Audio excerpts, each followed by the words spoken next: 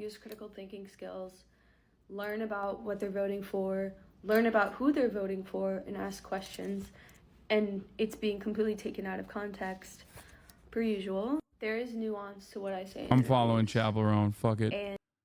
And I think it's important that people use critical thinking. I think it's important for me to question authority and question world leaders and question myself, question my algorithm, question if some person that tweeted something about someone else is even true. It's important to question because that's how I think we move forward.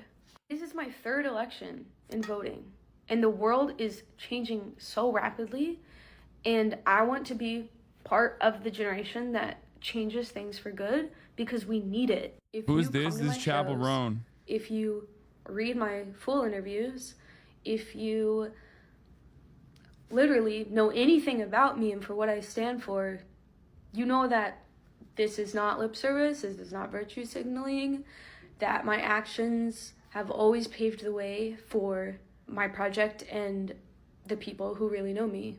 Actions speak louder than words, and actions speak louder than an endorsement. Here's the full quote that a lot of people are just not reading. I have so many issues with our government in every way, she says. There are so many things that I would want to change, so I don't feel pressured to endorse someone. There's problems on both sides, and I encourage people to use your critical thinking skills. Use your vote. Vote small. Vote for what's going on in your city. The change she wants to see in the U.S. is this election year, she says, instantly is trans rights. They cannot have cis people making decisions for trans people, period. So, hear it from my mouth, if you're still wondering. No, I'm not voting for Trump. And yes, I will always question those in power and those making decisions over other people. And I will stand up for what's right and what I believe in. And it's always at the forefront of my project. Oh my God. She's PSL, dude. She's PSL. She's PSL all the way. HOTTOGO.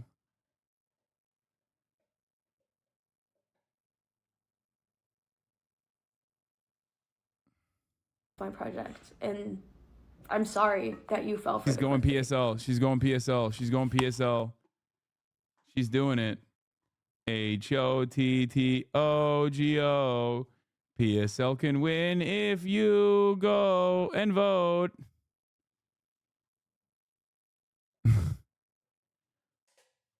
She def watches you? I don't think so. Because I think if she did, she'd follow me. There's a lot of people that there's famous people that watch me. They follow me. The fuck is PLO? Oh, she's a PLO voter. She's not even a PSL voter.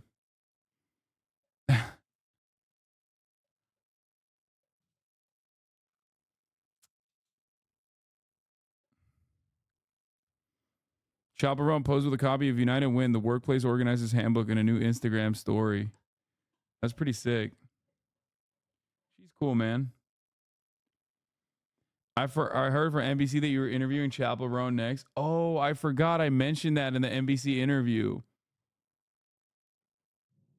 I wrote that last night. They were asking me questions. Where's the NBC interview? My NBC piece came with an NBC interview.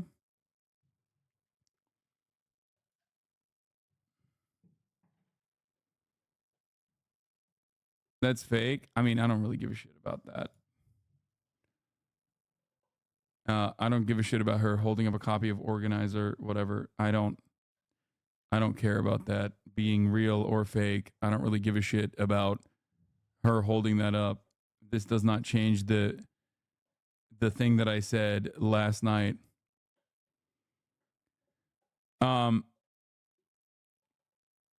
Online influencer, key to younger audiences. The key to engaging with this younger audience about politics is not just about embracing memes like the now notorious Brat Summer, which was popularized after the release of British pop star Charlie XCX. Communicate to them that they are worthy of attention, that their desires are valid, and that you are actually going to do something. Piker, known online by his username HasanAbi, said in a recent interview with NBC News. Authenticity is not a novel approach when it comes to content creation, but it's something politicians have struggled with achieving on their own, particularly amid an election cycle in which many young voters find themselves jaded with politics as a whole. They Tuesday with the 5 gifted subs because I said Chappell Roan is a PSL voter. Classic. Overall, young voters are not very optimistic right now, according to NBC News. Stay tuned. Gen Z poll over 2,600 voters under 30 in September. Most young people now gravitate towards social media platforms to get information. Piker, 33, launched internet fame on the young progressive show Young Turks, created run by his uncle, Cenk Uygar. After branching out on his own, he became a prominent voice online, garnering a slew of fans and critics alike. With such exposure came some controversy as well. In 2021, Piker said he was temporarily kicked off Twitch for using a derogatory term for white people. I can't believe they put that in the article. Still, Piker's success as a streamer has been admired by fellow political creators, especially those who are chasing similar progressive audiences. He kind of pioneered the space in that style of coverage, said Gremlow. He's not the first person to do politics on Twitch, but he's certainly made a space where instead of just doing debates or screaming at people on a Discord call, you can actually grapple with these subjects and really break them down and build a community around that. Sean the Black also criticized Piker for being a major influence on his stream. I've been in the Hasan community for like 45 months at this point. He was the first person who got me introduced to leftist politics in a meaningful way.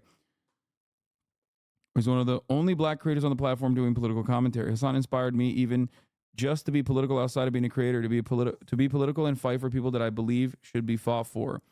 The Republican and Democratic parties have also noticed the influence that creators can hold with their audiences, and in the last year have upped their efforts to court creators in hopes of engaging with more young voters. In the recent years, Piker said he's noticed the online political landscape change. In 2020, he said political discourse was way more liberal or even left-leaning under Trump due to its counterculture status. Under President Joe Biden, Piker said the Gamergate culture war narratives, referring to the increasing number of misogynistic game-centered communities, have become the forefront of political commentary. With the rise of Andrew Tate clones, crypto bros, and reactionary shock factor streamers, false masculinity peddlers have captured a lot of territory, which is the low-propensity voters that have notoriously swung for Trump, Piker said. This presents a unique problem for the Democratic Party. Damn, that Piker spit, dude. Last month's DNC was the first to opening its doors to social media content creators. For Piker, attending DNC was a unique opportunity to provide behind-the-scenes access to his audience. He describes himself as an entertainer with the goal of helping young people make more informed decisions. I have more access to politicians than I did in 2020, so I'm going to try and use that, he said, adding that he also hopes to motivate Democrats towards issues I believe are important to address that will be electorally beneficial. Piker said he would like to see Democrats realistically tackle the high cost of living for young people, call for a ceasefire in Gaza, and a weapons transfer from Israeli forces, and fight for social justice. Nearly 100 conservative influencers also attended the RNC in Milwaukee. Donald Trump has collaborated with major influencers who are popular with young men, including geek streamer Aiden Ross and YouTuber Logan Paul. Some creators have said they've been offered payment to endorse political candidates. Tana Mongo, host of the popular podcast Canceled, recently made headlines after claiming in a recent episode that she was offered millions to endorse a political candidate of a party she said she doesn't identify with. She later wrote in the comment section of the video that she is 100% Democrat and voting for Kamala Harris. Piker, who said he would endorse Harris and Tim Walz, said he's been approached by, wait, what? Did I say that? The fuck?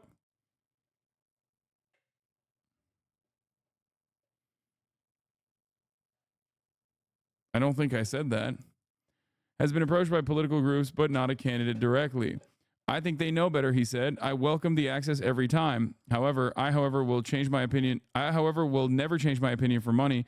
Not so sure if others who aren't political commentators would also hold similar standards.